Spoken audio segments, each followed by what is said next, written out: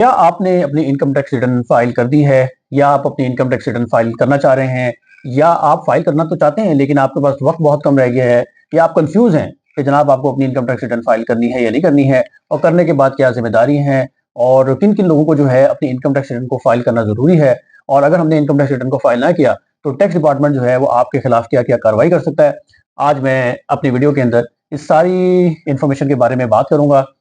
अस्सलाम वालेकुम नाज़रीन, मैं हूं मोहम्मद फैज़ान बिन आसिफ और आज हम लोग देखेंगे कि अगर आप जो है वो अपनी इनकम टैक्स रिटर्न फाइल कर चुके हैं या आप अपनी रिटर्न को फाइल करना चाहते हैं या जो है आप अपनी इनकम टैक्स रिटर्न के बारे में कंफ्यूज हैं कि फाइल करें ना करें और इसके हवाले से जितने भी रिलेटेड इन्फॉर्मेशन है उसके हवाले से जो बहुत अहम सवाल आपके जो है ना दिमाग में जन्म लेते रहते हैं या लोग हमसे पूछते रहते हैं, मैं कोशिश करूंगा कि उनको आंसर करूं। ये छोटी सी वीडियो आप एंड तक देखेंगे तो आपको बहुत फायदा होगा। सबसे पहले ये देख लेते हैं कि आप जो है वो अपनी इनकम टैक्स रिटर्न अब मिसाल के तौर पे वक्त थोड़ा रह गया है और फाइल नहीं कर पा रहे तो क्या करें। तो जनाब इसके लिए जो है वो कोई ऐसा मुश्किल बात नहीं है। अगर मान लेते हैं कि आपके पास 1 दिन 2 दिन 1 हफ्ता है और 30 सितंबर जो है बिल्कुल करीब है और आपको अपनी इनकम टैक्स रिटर्न फाइल करनी है और आप किसी वजह से अपने डॉक्यूमेंट्स को इकट्ठा नहीं कर सके या अभी तक आपको कोई इन्फॉर्मेशन नहीं है या आपको कंसल्टेंट नहीं मिला या आपके पास कोई अच्छी एडवाइजरी नहीं है कि जनाब आप किस तरह इनकम टैक्स रिटर्न फाइल करें, जो भी आपका मैटर है, तो उसके लिए हो सकता है कि आप अगर अपनी जो है वो नहीं भी फाइल कर सके तो गवर्नमेंट जो है इसको खुद ही 15 दिन के लिए एक्सटेंड कर दे और ये मुमकिन भी है एक्सटेंड कर दे। उसकी वजह ये होती है कि बाज़ों का जो है वो सिस्टम सही तरह काम नहीं कर रहा होता या जैसे कि अगर मैं अभी इस साल की बात करूं तो गवर्नमेंट ने जो इनकम टैक्स रिटर्न के फॉर्म्स हैं वो इंट्रोड्यूस ही बहुत देर से कराए, यानी कि जिसके तहत आप फाइल कर सकें। तो गवर्नमेंट के लिए जरूरी है कि वो 90 दिन का जो ना आपको वक्त दे इनकम टैक्स रिटर्न फाइलिंग के लिए, तो वो कम से कम इसलिए बजाय ये है कि जो जिसके अंदर बगैर किसी रुकावट के जो वक्त है वो 90 दिन होने चाहिए, तो इसलिए वो कम से कम आपको 15 दिन जो है बजाय देगी देगी। फर्ज कर लेते हैं कि वो अगर आपको नहीं है दे रही तो फिर आपके पास क्या है। आप एक तो ये कर सकते हैं कि अपनी इनकम टैक्स रिटर्न को जो है ना उसकी एक्सटेंशन अप्लाई कर सकते हैं कि कमिश्नर साहब को कि जनाब वाला मुझे जो है ना वो भी ऑनलाइन अप्लाई हो जाती है। प्रोसीजर के लिए जो है आप अलग वीडियो को देख सकते हैं और आप ये अप्लाई कर सकते हैं कि जनाब मुझे एक्सटेंशन दे दें। कमिश्नर साहब को 15 डेज की एक्सटेंशन दे सकते हैं। उसके अंदर भी अगर आप ना कर सकें तो कमिश्नर साहब के पास और इख्तियार है कि आपको 15 डेज की और एक्सटेंशन दे दी जाए। अच्छा, अब आप ये कहते हैं कि जनाब इसमें एक डर है कि पता नहीं कमिश्नर साहब जो है वो एक्सटेंशन देंगे या नहीं देंगे, तो फिर भी कोई परेशानी की बात नहीं है। आपने करना यह है कि जितना आपके पास डाटा मौजूद है या आपको जो है जितनी भी इंफॉर्मेशन जितना भी आप जो है ना अपनी डाटा की कलेक्शन कर सके हैं और आपके पास पूरा नहीं भी है, तो जितनी भी हद तक मालूमात हैं उसके एतबार से अपनी रिटर्न को फाइल कर दें। और आपको कानून जो है सेक्शन 114 के अंदर 60 दिन का टाइम देता है कि आप कमिश्नर की अप्रूवल के बगैर भी अपनी इनकम टैक्स रिटर्न को जो है ना वो रिवाइज कर सकते हैं। अच्छा, उसके बाद भी अपनी इनकम टैक्स रिटर्न को आप रिवाइज कर सकते हैं अगर जो है वो आपको इसकी कुछ शराइत है कि जब तक जो है ना आपको नोटिस ना रिसीव हुआ हो, यानी अगर कमिश्नर ने आपको आपने इनकम टैक्स रिटर्न फाइल की और कमिश्नर ने आपको नोटिस कर दिया कि जनाबे वाला आपकी इस रिटर्न के अंदर हमें ये लगता है कि ये मसला है या ये इस तरह है, तो फिर तो आप नहीं कर सकते। लेकिन 60 दिन के बाद अगर आपको नोटिस नहीं आया तो आप कभी भी अपनी इनकम टैक्स रिटर्न को रिवाइज कर सकते हैं, बशर्त ये कि आप उसके अंदर जो अपनी आमदनी है जिसको हम टैक्सेबल इनकम कहते हैं उसको बढ़ा रहे हो। यानी टैक्सेबल इनकम मतलब है कि वो इनकम जिसके ऊपर आपका टैक्स लायबिलिटी बनती हो, टैक्स आपको वाजिब अदा हो, अगर आप उसको बढ़ा रहे हैं तो फिर जो है कमिश्नर साहब को कोई इतराज नहीं है, टैक्स डिपार्टमेंट को कोई इतराज नहीं है, आप अपनी इनकम टैक्स रिटर्न को फिर भी रिवाइज कर सकते हैं। लेकिन अगर कम कर रहे हो तो फिर जो है आपको उनसे अप्रूवल लेना पड़ेगी। ठीक है, तो ये तो उनके लोगों से हवाले से बात है कि जो ये सोच रहे हैं कि यार हमने रिटर्न तो फाइल करनी है लेकिन जनाब हमें अभी तक मौका नहीं मिला, हम क्या करें। अच्छा, अब बात कर लेते हैं कि जिन लोगों ने अपनी इनकम टैक्स रिटर्न को जो है वो फाइल करना है लेकिन वो सॉरी जो जो लोग जो है वो कंफ्यूज हैं कि जनाबे वाला हम लोग जो है वो रिटर्न फाइल करें या ना करें, उनके लिए जो है ना वो क्या सूरत हाल है। तो पहले ये देख लें कि इनकम टैक्स रिटर्न जो है ना वो फाइल किसको करनी है। ये मैं पहले भी वीडियोस के अंदर बता चुका हूँ, दोबारा से सुन लें क्विकली कि जनाब हर उस बंदे को जो है ना अपनी इनकम टैक्स रिटर्न फाइल करनी है जिसके पास 1000 सीसी गाड़ी हो या 15 मरले का घर हो या प्रॉपर्टी कोई भी इस तरह की प्लॉट वगैरह कोई इस तरह की प्रॉपर्टी हो या जिसकी टैक्सेबल इनकम हो। टैक्सेबल इनकम मीन्स यानी जिसकी ऐसी इतनी आमदनी हो जिसके ऊपर टैक्स लगता हो। जैसे एक बंदे की 6 लाख से ज्यादा की सैलरी इनकम है तो उसके ऊपर अगर टैक्स बनता है, जारी बात है, तो उसको जो है ना अपनी रिटर्न को फाइल करना है। बिजनेस पर्सन जो है इंडिविजुअल जो है उनको 3 लाख से वालों को ज्यादा को फाइल करना है। तो ये वक्तन फौक्तन जो है ना ये रिक्वायरमेंट चेंज होती रहती है। इस तरह अगर आप डॉक्टर हैं और आपने जो है ना अपनी जो आपका जो सेंट्रलाइज इदारा है, इंजीनियर है, पीसी की रजिस्ट्रेशन है, ठीक है, इस तरह करके जो आपकी जो भी जिस प्रोफेशन से आप रिलेटेड है, अगर आपने वो रेलिवेंट डिग्रीज ली हुई है या किसी चैम्बर से आपने मेंबरशिप ली हुई है जैसे लाहौर चैम्बर ऑफ कॉमर्स वगैरह, कराची चैम्बर ऑफ कॉमर्स वगैरह, तो फिर आपको जो है ना अपनी तब भी रिटर्न फाइल करना जरूरी है।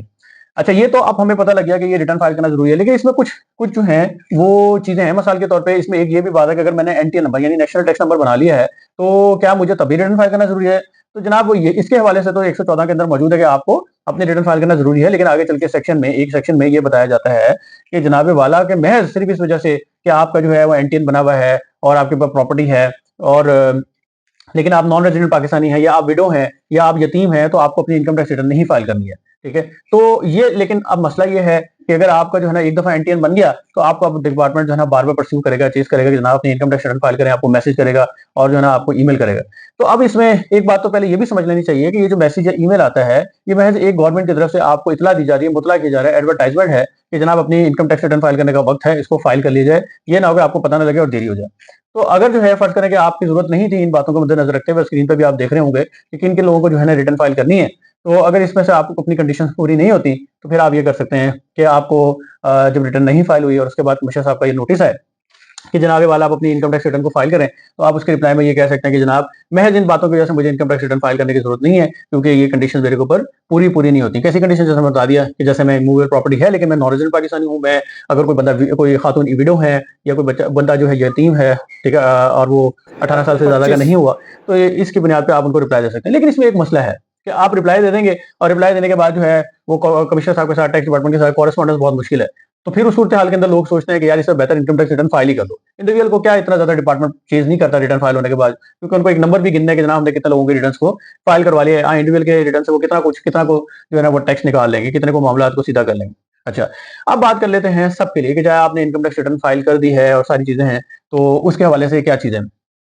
तो अब तो एक तो ये चीज देख लीजिए कि अगर आपने अपने इनकम टैक्स रिटर्न को जो है वो लेट फाइल किया है तो आप लेट फाइलर की कैटेगरी के अंदर आएंगे, और अगर जो है आपने अपनी इनकम टैक्स रिटर्न को फाइल ही नहीं किया तो आप नॉन फाइलर की कैटेगरी में आएंगे। अगर आपने फाइल किया और बर वक्त फाइल किया तो फिर आप फाइलर की कैटेगरी में आएंगे। अब इसको जरा समझना जरूरी है कि लेट फाइलर के हवाले से कि एक बंदा जो है वो अपनी रिटर्न को टाइम गुजरने के बाद फाइल करता है तो वो लेट फाइलर है। तो उससे क्या होगा कि जनाब अगर वो प्रॉपर्टी को सेल परचेज करेगा, सिर्फ सेल परचेज के ऊपर, इसके अलावा अभी तक ये किसी पे लागू नहीं हुआ, तो उसको जो है ना एक्चुअली डबल टैक्स पड़ेगा, यानी 3% के अलावा मसाल दे रहा हूँ कि 6% पड़ेगा, और अगर वो नॉन फाइलर है तो 9% पड़ेगा। ये स्क्रीन पे आप देख सकते हैं कि जनाबे वाला उसको किस तरीके से जो है ना टैक्स रेट्स पड़ेंगे। ठीक है। अच्छा, अगर जो है वो आपने अपनी इनकम टैक्स रिटर्न को जो है ना वो फाइल कर दिया है टाइमली, तो लेकिन उसके बाद भी जो है ना आपको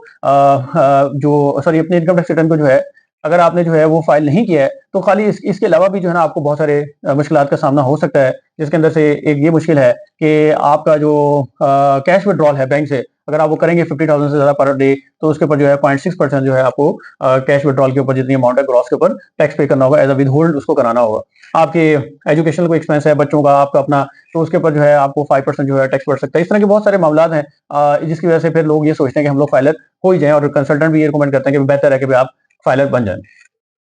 अच्छा, अब फर्ज करें कि आपको जरूरी था और आप फाइल नहीं करे, तो फिर क्या होगा इसमें? ये तो एक तो हमने वो बात कर ली कि विद होल्डिंग ज्यादा है, टैक्स आपको बहुत ज्यादा पड़ेगा। दूसरी चीज ये है कि आपको इसके अलावा जो है ना वो गवर्नमेंट यानी कि कमिश्नर साहब जो है टैक्स डिपार्टमेंट आपको जो है ना एक ऑर्डर जारी करके आपकी सिम को ब्लॉक कर सकता है, यूटिलिटी बिल्स कनेक्शन जो है उनको डिस्कनेक्ट करवा सकता है, और ये भी इख्तियार दे दिया गया है कि जनाब आपको बैरून मुल्क जाने से, सवाए इसके कि आप हज उम्रे के लिए जा रहे हो या आप रहते ही बाहर हो या माइनर कैटेगरी में आते हो, तो आपको जो है वो एग्जिट कंट्रोल लिस्ट के अंदर यानी बाहर जाने से रोका जा सकता है। अच्छा, इसके अलावा ये है कि अब गवर्नमेंट जो है वो अभी रिसेंटली जो है ना वो ये अब मेजर्स भी लेने के लिए सोच रही है कि अगर जो है वो मिसाल के तौर पे 3 करोड़ या 2 करोड़ 1 करोड़ जितनी भी कोई ट्रांजेक्शन अभी डिसाइड नहीं हुई कि इससे ज्यादा कोई ट्रांजेक्शन करेगा और वो नॉन सेलर होगा तो उसका अकाउंट ब्लॉक करा दिया जाएगा, बल्कि उसके लिए जरूरी है कि इतनी ज्यादा अमाउंट से ज्यादा करने के लिए जो है वो फाइलर को बने, यानी कि वो वजह यह है कि वो नंबर्स ऑफ फाइलर्स हैं उसको बढ़ाना चाहते हैं ताकि गवर्नमेंट जो है यानी कि जो हमारी इकोनॉमी है वो ज्यादा से ज्यादा डॉक्यूमेंटेड हो।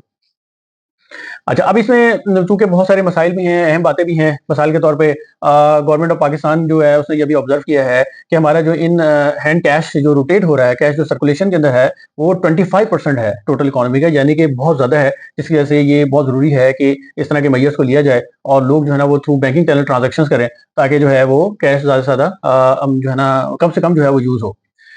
अच्छा, अब हम लोगों ने ये सारी बातों को देखा और मद्देनजर रखा, और जो है ना एक आखिरी इसके अंदर जो है वो बात कर लेते हैं कि जनाब आपने इनकम टैक्स रिटर्न फाइल कर दी है, तो अब आपकी क्या जिम्मेदारी है। जिम्मेदारी ये है कि जारी बात है, जब आप इनकम टैक्स रिटर्न फाइल करते हैं तो उस वक्त जो है आपको अपने डॉक्यूमेंट्स, जो इंडिविजुअल है, सैलरीड इंडिविजुअल है या बिजनेस इंडिविजुअल को भी कह सकते हैं, कि उसको जो है अपने डॉक्यूमेंट सबमिट करने की जरूरत नहीं है। लेकिन जब आपने रिटर्न फाइल कर दी है तो फिर आपको बाद में कभी नोटिस आ सकता है, तो उसके लिए जरूरी है कि जिस साल में आपने अपनी रिटर्न फाइल की है वो माली साल जब खत्म हो, मिसाल के तौर पे 2024 में या 2025 में आपने रिटर्न फाइल की, और माली साल उसका जो है वो जिस फाइल आपने फाइल की है वो 2024-25 है, रिटर्न है 23-24 की, लेकिन आप जिस माली साल में कर रहे हैं वो 24-25 है, तो 24-25 एंड होगा 30 जून 2025 को। तो इसका मतलब है कि 30 जून से आपने शुरू करना है और 6 साल तक 6 साल तक आपने अपनी जो डॉक्यूमेंट्स हैं, डाटा है, उसको संभाल के रखना है, उसको फेंकना नहीं है, ज़ाया नहीं होने देना और वो आपसे कभी भी जो डिपार्टमेंट नोटिस देके ऑडिट करके माँग सकता है। अच्छा, फिर दोबारा से बता दूँ आखिरी दफ़ा कि अगर आपसे कोई गलती कोताही इसके अंदर हो गई है रिटर्न फाइल करते हुए, तो कोई फिर घबराने की ज़रूरत नहीं है। आप जो है ना उसकी रिवीजन कर सकते हैं विदाउट एनी अप्रूवल। अगर जो है वो उसकी आप टैक्सेबल इनकम बढ़ा रहे हैं और अगर टैक्सेबल इनकम नहीं भी बढ़ा रहे, तो तब भी कमिश्नर साहब की अप्रूवल के साथ जो है आप उसको रिवाइज़ कर सकते हैं और कमिश्नर साहब के लिए ज़रूरी है कि 60 दिन के अंदर जो है इसका जो है ना वो रिवीजन का आपको ऑर्डर जारी कर दें। अगर वो नहीं जारी करेंगे तो ये समझा जाएगा कि उनकी तरफ से ये इजाज़तनामा मिल चुका हुआ है। हमारे चैनल के साथ जो है आप जुड़े रहिए इस तरह के बहुत सारे सवालात के जवाबात के लिए। उम्मीद है आपको वीडियो अच्छी लगी होगी, पसंद आई होगी। बहुत शुक्रिया। अस्सलाम वालेकुम।